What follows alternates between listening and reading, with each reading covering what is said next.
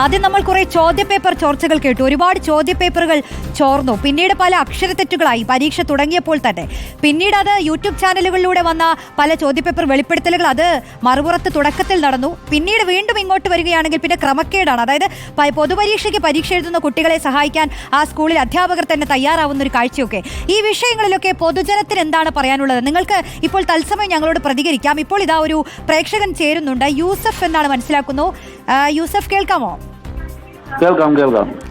നമ്മൾ ചോദിച്ചുകൊണ്ടിരിക്കുന്നത് ഈ പരീക്ഷകളൊക്കെ ഇങ്ങനെ പ്രഹസനമായി മാറുന്നുണ്ടോ എന്നുള്ളതാണ്. ഇതിപ്പോ കുട്ടികളുടെ ഒരു വിഷമത്തെക്കുറിച്ച് പറയണം, അതിനൊപ്പം അധ്യാപകർ ഇതാ സഹായിക്കാൻ എത്തുന്നു കുട്ടികളെ, അതും പരീക്ഷാ ഹാളിൽ വെച്ചാണ് സഹായമൊക്കെ. എന്ത് തോന്നുന്നു യൂസഫ്? വളരെയധികം ആശങ്ക തോന്നുന്നു. കാരണം നമ്മുടെ മക്കളൊക്കെ കഷ്ടപ്പെട്ട് ഉറക്കമൊഴിച്ചിരുന്ന് ഇങ്ങനെ കഷ്ടപ്പെട്ട് പഠിച്ചിട്ട് ഇത്തരം പ്രവർത്തനങ്ങൾ ആൾക്കാർ നടത്തുമ്പോൾ വലിയ ആശങ്കയാണ്. കാരണം വിദ്യാഭ്യാസം ഇത്രയും കഷ്ടപ്പെട്ട് പഠിക്കുന്ന മക്കൾക്ക് ഒരു വാല്യൂ ഇല്ലാതെ ആകുന്ന ഒരു അവസ്ഥയാണ് കാണുന്നത്. ശരിയാണ്. തുടക്കം മുതൽ കേട്ടു തുടങ്ങുകയാണല്ലോ അല്ലെ? ചോദ്യപേപ്പർ ചോർച്ചയൊക്കെ വലിയ ചർച്ചയായതാണ് കേരളത്തിൽ.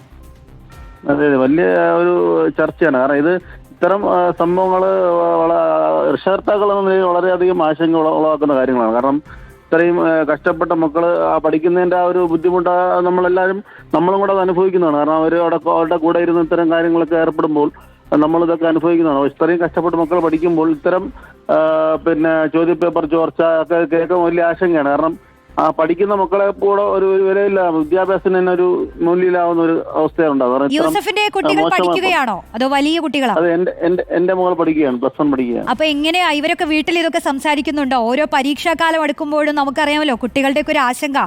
അതിന്റെ പുറത്ത് ഇത്തരം വാർത്തകളൊക്കെ കേൾക്കുമ്പോൾ കുട്ടികൾ എന്താണ് നിങ്ങൾ രക്ഷിതാക്കളോട് പറയുന്നത്? അല്ല, മക്കള് ഈ ഒരു ആശങ്ക തന്നെയാണ് പറഞ്ഞത്. ഞങ്ങൾ ഇത്രയും കിടന്ന് കഷ്ടപ്പെട്ട് പഠിക്കുമ്പോൾ ഇത്തരം ചോദ്യപേപ്പർ ചോർച്ചയൊക്കെ നമ്മുടെ ആ ഒരു എനർജി അങ്ങ് ചോർന്നു പോകുന്ന ഒരവസ്ഥയാണ്. അവർക്ക് വലിയ ആശങ്ക തന്നെയാണ് ആ കാര്യത്തിൽ. ശരിയാണ്.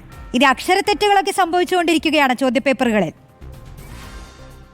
അതെ മേഡം, അക്ഷരത്തെറ്റുകൾ മേഡം സൂചിപ്പിച്ച പോലെ തന്നെ നമ്മൾ ഈ പരീക്ഷാകാലം തുടങ്ങുമ്പോൾ നമ്മൾ കേൾക്കുന്ന വാർത്തകളാണ്. ഇങ്ങനെ ഈ ചോദ്യപേപ്പർ ചോർന്നു, അല്ലെങ്കിൽ കെട്ടുമാറിപ്പോയി, കെട്ടുകൾ തന്നെ റോഡിൽ വലിച്ചെറിഞ്ഞ് നടക്കുന്നു.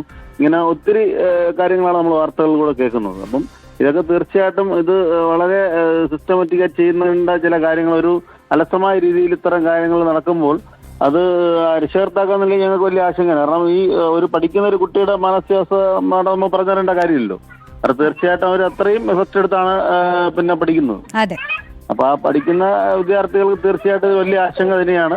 ഇത് ഇത്തരം പ്രവർത്തനങ്ങൾ ചെയ്യുന്ന ആൾക്കാരെ കർശനമായ നിലപാടുകൾ ഗവൺമെന്റ് എടുക്കണമെന്നാണ് ഞങ്ങൾക്ക് ആവശ്യപ്പെടുന്നത്. തീർച്ചയായും യൂസഫ്, എന്തായാലും ഈ ഒരു ഘട്ടത്തിൽ പ്രതികരിച്ചതിന് നന്ദി. ഒരു രക്ഷിതാവ് കൂടിയായ യൂസഫാണ് പ്രതികരിച്ചത്. ഇതിലൊക്കെ കൃത്യമായ നിരീക്ഷണങ്ങളും നടപടികളും വേണമെന്ന് തന്നെയാണ് യൂസഫ് പറയുന്നത്.